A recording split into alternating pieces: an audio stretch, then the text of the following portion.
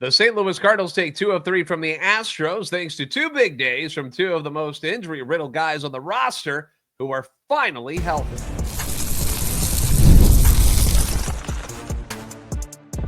You are Locked On Cardinals, your daily St. Louis Cardinals podcast. Part of the Locked On Podcast Network, your team every day. Hey there, Cardinals fans. I'm JD Hafford, and I am your host for Locked On Cardinals, part of the Locked On Podcast Network, covering your team every day. You can follow me on X at JD Sports Radio. You can also follow the podcast at LO_Cardinals. We're on YouTube. Make sure you like, subscribe, comment, hit that notification button so you know when the new shorts and when the new episodes are dropped each and every week. Also available on TikTok and Instagram at Locked On Cardinals. This is a show serving Cardinal Nation and giving the best fans in baseball all of the info about the birds on the bat. Today's episode brought to you by Gametime. Download the Gametime app, create an account, use the code LOCKEDONMLB. You're going to get $20 off your first purchase. All right, if you're on YouTube, you're seeing it. Taking this shirt to an 11. That's right. The loud, ugly shirt is here. The Cardinals victorious over the Houston Astros on Wednesday. They ended up defeating the Astros by a score of 4-1. They take 2 out of 3 in the series. All is well in the world. Pretty good homestand for the good guys as they finish it up 4-2. And the St. Louis Cardinals, I want to focus on what happened in Wednesday's game mostly. Tuesday, I don't even want to talk about it. Shutout, 2-0. Not really a whole lot to go into that one. Sometimes the bats get silenced. That happens. But the St. Louis Cardinals on Wednesday, and they were silenced for a while. Let's be honest. They were getting no hit there for a few innings. But the St. Louis Cardinals have been waiting for the real Lars Nootbaar to please stand up, Eminem style. And when you do finally stand up, Lars Nootbaar, don't get hurt when you do it. Because the idea of Lars Nootbaar has always been a good one, right? Great arm, good speed, good defender. The StatCast numbers are always off the charts. Lots of red, which is a good thing in case you've never been on Baseball Savant. Plus, you've got that infectious attitude and energy, the smile, the tongue, everything about Nootbaar you love, except his injuries, which is a big deal. That's been the problem with Lars Nootbaar over the years. He always gets hurt. That's been the issue. A number of nagging injuries have kept Newt's potential value limited because you just didn't see him out on the field enough. You would see hints of what he could be here and there, and you're like, oh my gosh, here he goes. And then something happens, right? And you're like, oh man, now we got to start all over again. And this offseason, I remember actually running a poll asking fans if Newt was good or overrated because I myself was a little bit conflicted. But the majority were feeling like I was feeling at the time, where it's like, I feel like Newt's a little bit overrated because it has nothing to do with him as a player, like that he's a bad player. It's just that you can only hear the, he's so good if conversation so much before you kind of chalk it up as a lost cause. The last one that comes to mind for the Cardinals where it was a similar situation where, man, this guy's really, really good if he could stay healthy, was pitcher Alex Reyes. All the talent in the world, right? One of the highest rated right-handed pitchers in the minor leagues coming up. Huge prospect. And the injuries ruined him. We never saw a full season of a healthy Alex Reyes as a starting pitcher. The one time that he was healthy for an entire season was he was an all-star, but he was a closer at the time, right? And then it just gone. He's out of baseball. Never to be heard from again. We felt this way with Jack Flaherty. That was another one. Jack Flaherty, so good when healthy. And then he went through those years where he just could not stay healthy. It was always something nagging. Couldn't keep him on the mound. Been healthy the last 2 years now that he's out of St. Louis and has looked really good in Detroit. Wins a ring with the Dodgers last year. He's back with Detroit now. We wish we had that healthy Jack Flaherty while he was in a Cardinals uniform more often, and he may not have ever left. He might be in a Cardinals uniform to this day. But it's been the same with Newt. When he's out there, you love him. And so far this season, he's been out there day in, day out, at the top of the order, and it's been awesome. Newt was 1 for 3 on Wednesday with the game-changing 3-run shot in the 5th inning that gave the Cardinals that 3-1 lead. 3rd home run of the season. You always love to have some threat of power at the top of your order if you can find it. So you love to get the pop right there. But he also did, it wasn't just that swing. He also did what he does better than anyone else on this roster, and that's take walks. 2 more of those today. He's now walked 15 times on the season in 17 games. That puts him second in all of Major League Baseball behind former Cardinal Marcell Ozuna and Cubs slugger Kyle Tucker. Now, these are different types of hitters, right? Ozuna, Tucker, you're talking middle of the order guys with tremendous power. So they're big power threats. So you can see why pitchers a little more careful with those guys, which leads to walks. But with Newt, he's a leadoff hitter. He's the last guy that opposing pitchers are trying to walk and be careful around because he's right in front of the heart of the Cardinals order. And yet he's so good. Like, he's so good. He takes such good at-bats, has such a great eye at the plate. When ABS becomes a thing at the major league level, and it should, and it will, because we're seeing some horrendous games from some horrendous umpires so far this year. I'll just get all worked up if I go into that, so I don't want to do that. But, like, we're going to see this coming. It's going to happen. It worked awfully well in the spring. I loved it. I know some purists hate it. I'm sorry. The game has changed, and these umpires, some of them just don't deserve to be back there anymore.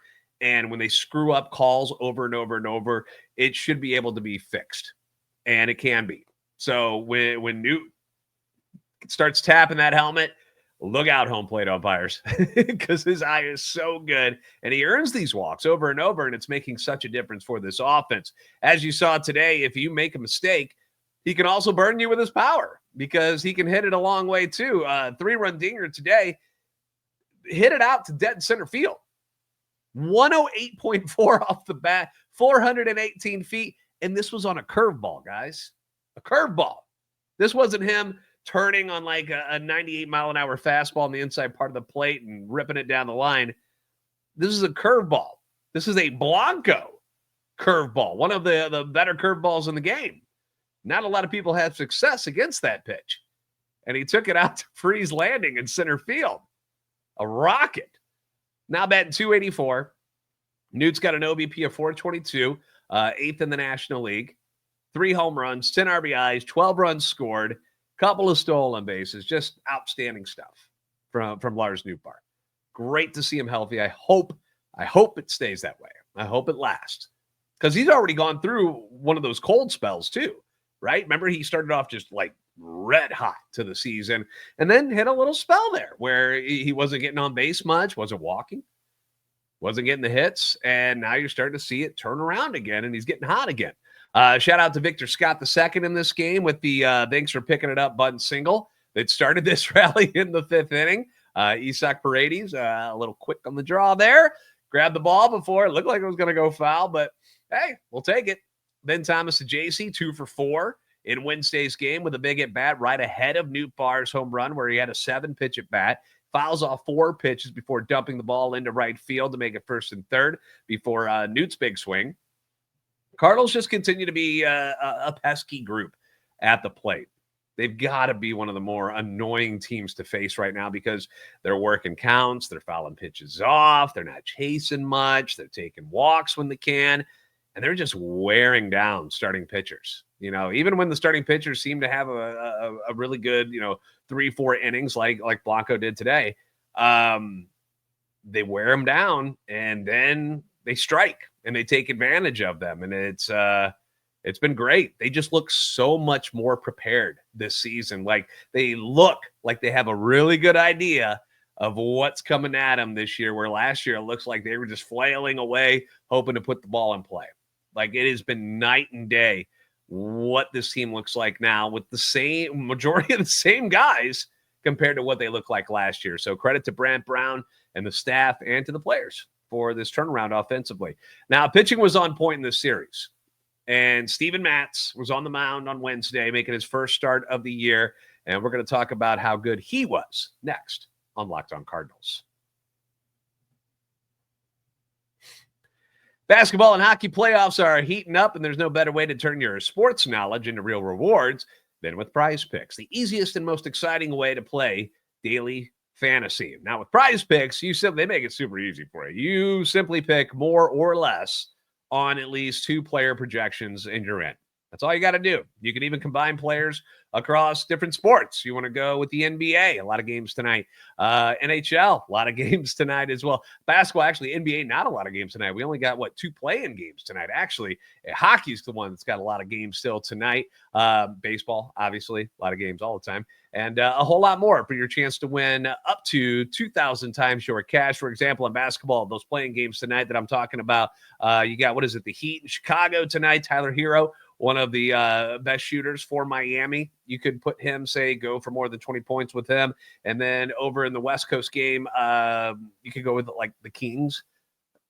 Domantas Sabonis, freaking stud, dishing out 6 or more assists. He's really good at that. One of those big guys who can pass, which is cool. In hockey, obviously, kudos to the Blues, gearing up for their series against the Winnipeg Jets. But you got a lot of games tonight. You could go with McDavid scoring 1 or more goals or shots on goal. Montreal and Columbus are still vying for that last spot in the Eastern Conference. So you could go with some Habs players if you want to tonight. Maybe goals with Cole Caulfield or assists from Lane Hudson. Those are the top guys for Montreal. Download the app today. Use code LOCKEDONMLB to get $50 instantly after you play your first $5 lineup. That's code LOCKEDONMLB to get $50 instantly after you play your first $5 lineup. PrizePicks, run your game.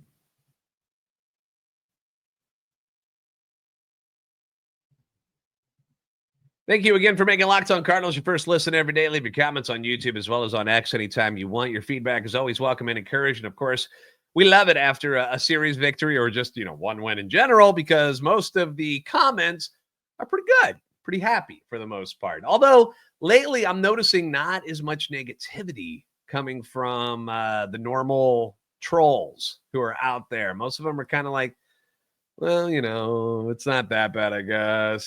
People are starting to buy in a little bit. And buying into something like Steven Matz being your 6th guy in the rotation, probably not an easy pill to swallow. When it was first announced that the Cardinals at some point would go to a 6-man rotation, Steven Matz was going to be in it. I think most people were like, oh, gosh, what are you guys doing? You're trying to reinvent the wheel. What is this? But Steven Matz, dude was excellent in his first start of the season. 5 innings, he allows just 1 run, which came in that first inning. 2 hits, both of them came in the first inning. First 2 hitters. And then he struck out 5 without walking a hitter. He was excellent. And similar to the idea of, the idea of Lars Nootbaar, where, you're starting to see what he can be because he's healthy.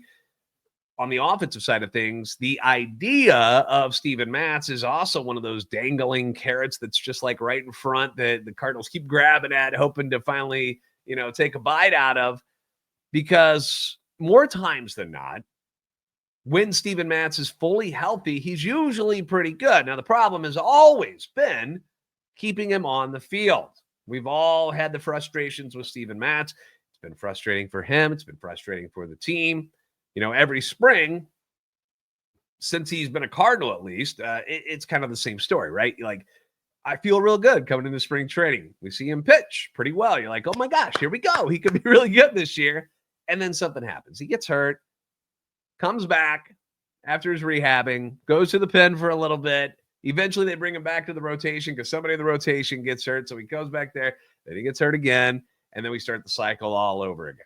And you can't blame fans for being frustrated with that or being fed up with it. Why do we keep this guy around? He can never be on the field. We're just throwing money away. I get it. We understand that. But so far, I know it's only been 3 weeks, but so far, Steven Matz has been very healthy. And you're seeing it in his numbers. I was listening to the radio broadcast early on in this game on Wednesday, and Ricky Horton was talking about just how fluid Steven Matz and his windup and everything looks right now and how comfortable he looks on the mound. And, his health has a whole lot to do with that.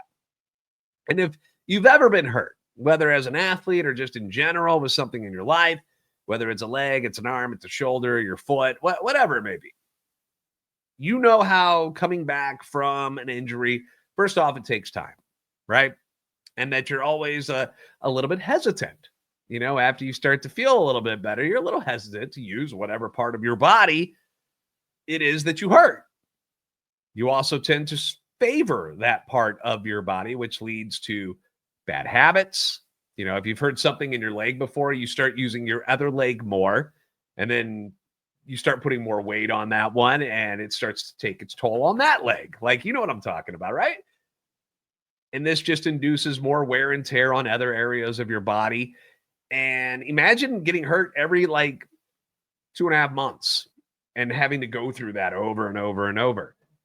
That's essentially what happens to Steven Matz all the time. He's got to, if he hurts his shoulder or he hurts something in his oblique or his rib cage or whatever it is, or the knee or whatever, he's got to readjust everything, get back to used to doing the things the way he used to do them. He's got to find his arm slot again. He's got to get comfortable in the windup again. It's not easy.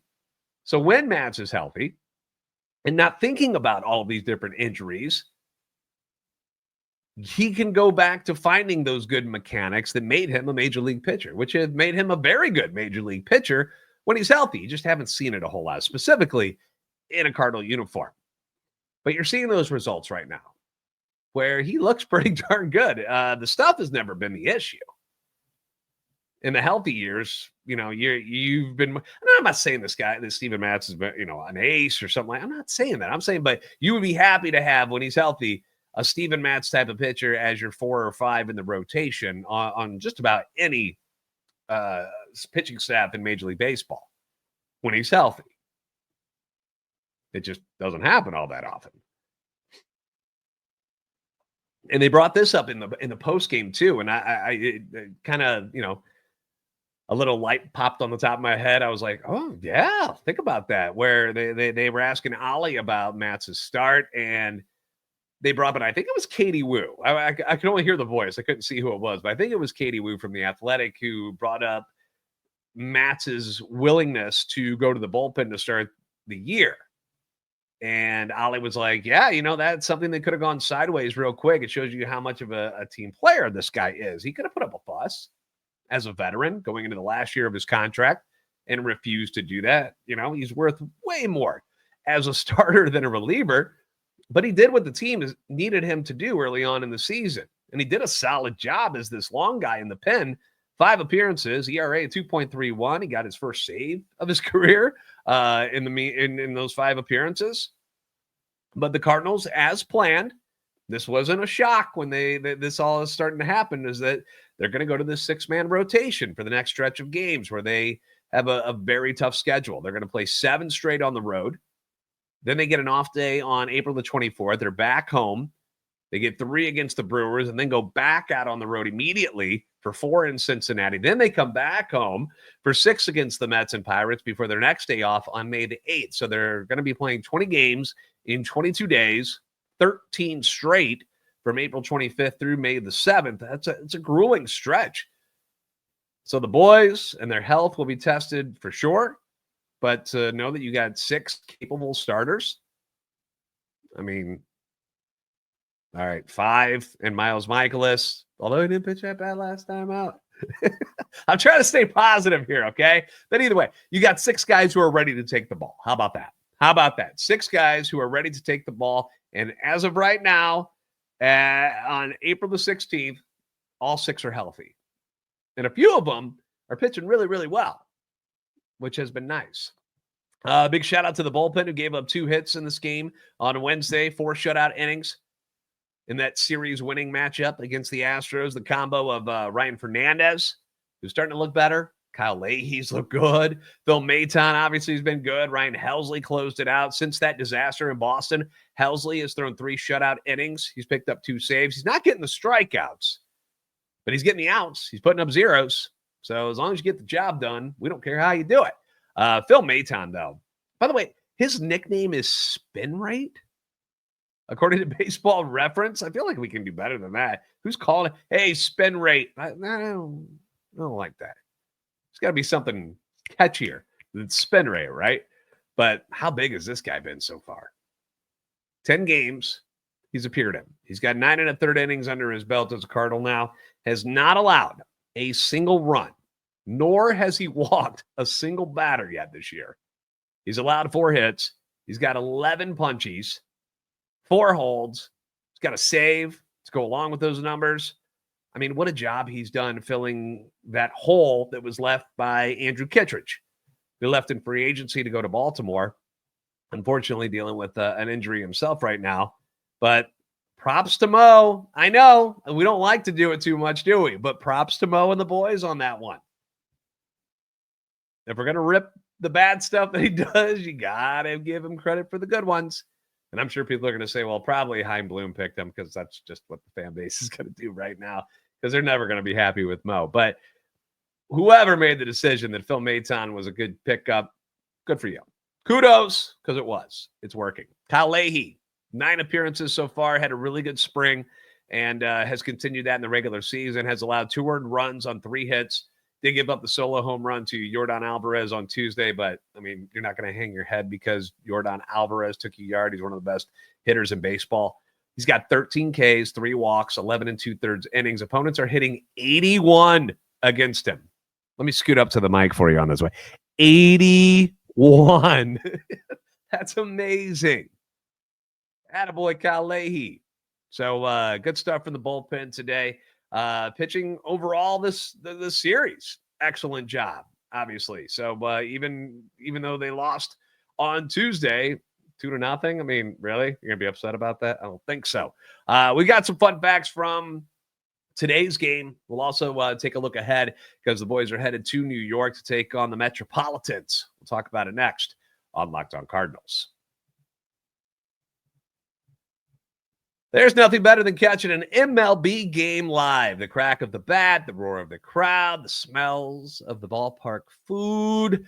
And if you're going to go last minute, or at least trying to go last minute, Gametime is going to make getting tickets easier than ever. Even if you're going to be in New York to watch the Cardinals take on the Mets, you're going to find tickets on the Gametime app. Last minute deals, all in pricing and the lowest price guarantee.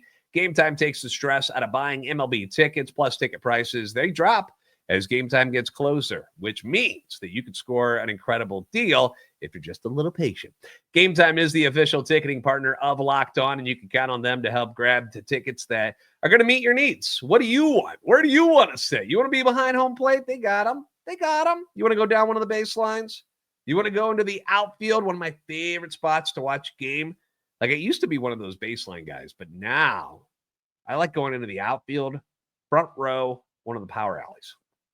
I love it out there. I feel like I can see everything. So doesn't matter where you want to go. You decide. Gametime is going to give you options with unbeatable prices, and you can preview the view from where your seats are supposed to be before you purchase, just to make sure that's what you want to see. You can also use their Gametime Picks feature that makes finding the best deals effortless. It filters out all the fluff and highlights the top discounts in the stadium. Take the guesswork. Got to buy tickets with Gametime. Download the Gametime app, create an account. Use code LOCKEDONMLB for $20 off your first purchase. Again, create an account and redeem code LOCKEDONMLB for $20 off. Terms apply. Download Gametime today. Last minute tickets, lowest price guaranteed.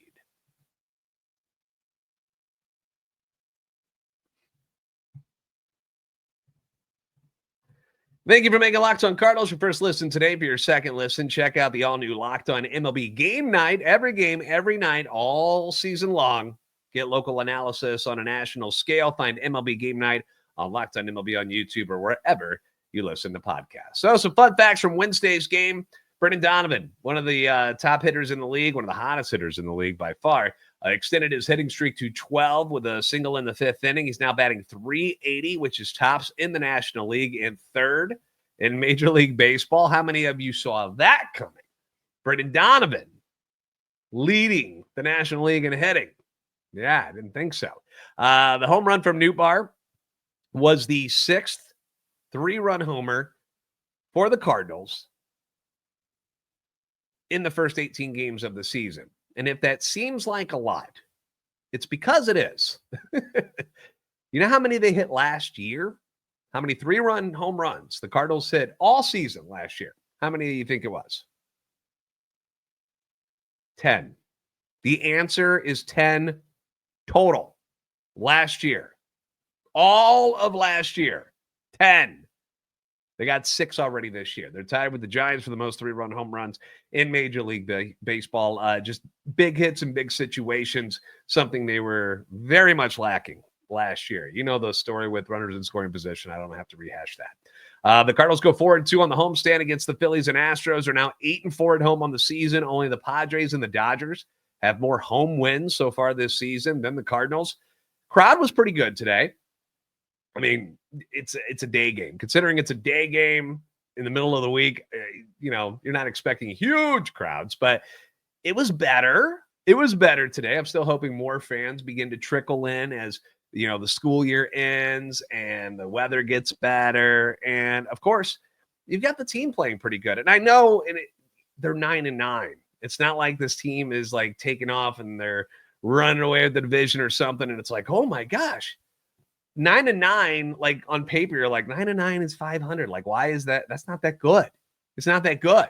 But when you consider what most people's expectations were coming into this season, 9-9 is pretty good. And I'll tell you, in just honest opinion here, it's been a really fun brand of baseball to watch. Outside of the Boston Red Sox series, which was a miserable experience to watch. Outside of that, most of these games have been very close. They've always been in the games, it seems like. And with the offense going the way it's been going, you feel like they're not out of games, even if they fall behind by 3 or 4 runs. You don't feel that way. You don't feel like the game is already over like it did last year. They play great defense, situational hitting. We saw bunting today, which is awesome. The old man in me loves that. You're seeing good pitching. You're seeing smart baseball for the most. Like, it's just been a really fun brand of baseball. And again, 9-9, nothing to get overly crazy about, but it's been a lot of fun to watch it so far. And when you see them beat teams like the Houston Astros and the Philadelphia Phillies, it raises your eyebrow a little bit because those are supposed to be 2 of the better teams in baseball. Off to New York. Speaking of better teams in baseball, off to New York we go. We'll be facing the New York Mets next. Saw plenty of them in the spring, so you should be pretty familiar with a lot of the names and the faces over there with New York. The Mets just lost to the Minnesota Twins in 10 innings on Wednesday and lost 2 of 3 in that series. And the Cardinals swept the Twins, so they're still 11-7 on the year, and they're very, very good. A lot of star power in New York, a lot of money in New York, but maybe they're catching them at a good time. If you're losing 2 of 3 to the Twins, then that got to be good news for the Cardinals, right? Pete Alonso, the polar bear, he's been on a tear. Do not get in this guy's way right now. 365 batting average, 5 dingers. He's got a league-leading 21 RBIs so far. Always been dangerous, continues to be dangerous. I was shocked at the lack of teams that were after him in free agency this past offseason. I'm like, what is it about Pete Alonso that nobody likes? Like, I don't get it. I always said I didn't think he was going to leave the Mets. It just seems like a perfect fit for him there. And after they signed Soto, I'm like, oh my gosh, like, wouldn't it be nice to combo those 2 up? And that's what they did. They were able to bring Alonso back. Speaking of Juan Soto switching from the Yankees to the Mets, off to a slower start considering his normal numbers. He's hitting .231. He's got 3 home runs, just 7 RBIs. He's got 14 walks, though. He's got a very good eye. People pitch around him a lot, and you're seeing Pete Alonso take advantage of that. Star shortstop Francisco Lindor, he's hitting just .239, 1 home run, 6 RBIs, so a bit of a slow start for him.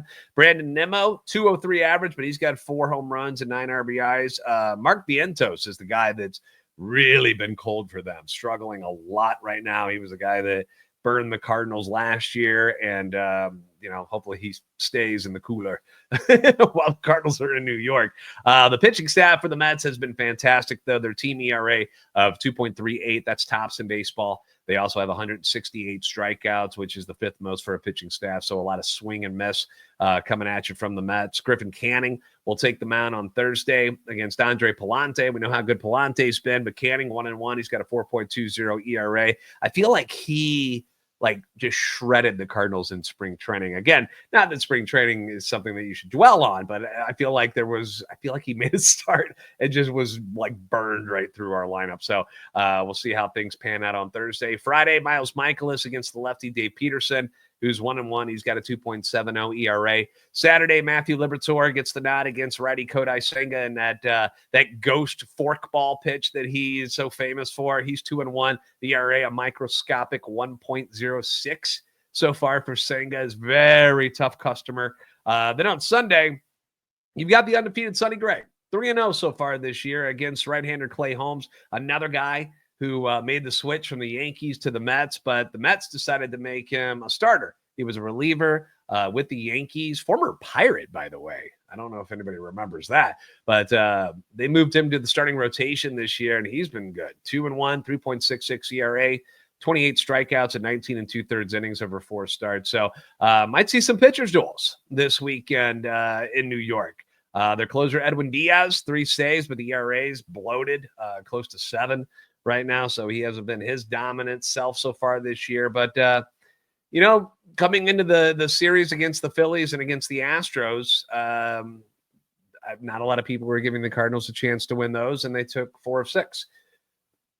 I'm not afraid of the Mets. I know they got a lot of big names over there, but I'm not afraid of them. And I don't think the Cardinals are either. They've got a lot of confidence for the Cardinals right now. And it's fun to see. It's been fun to see. I hope the weather's good there. I don't know what the weather's supposed to be in New York, but I hope it's not cold and rainy and crappy like that, because I'm ready for the warm weather. I really am. So thank you guys for making Locked On Cardinals your first listen every day. If you haven't already, give us a follow on X at @LO_Cardinals and at JD Sports Radio. We're on TikTok and Instagram at Locked On Cardinals. Make sure you like, subscribe on YouTube, help our channel and our love for the Cardinals grow. You guys are the best fans in baseball for a reason, and we will see you next time on Locked On Cardinals.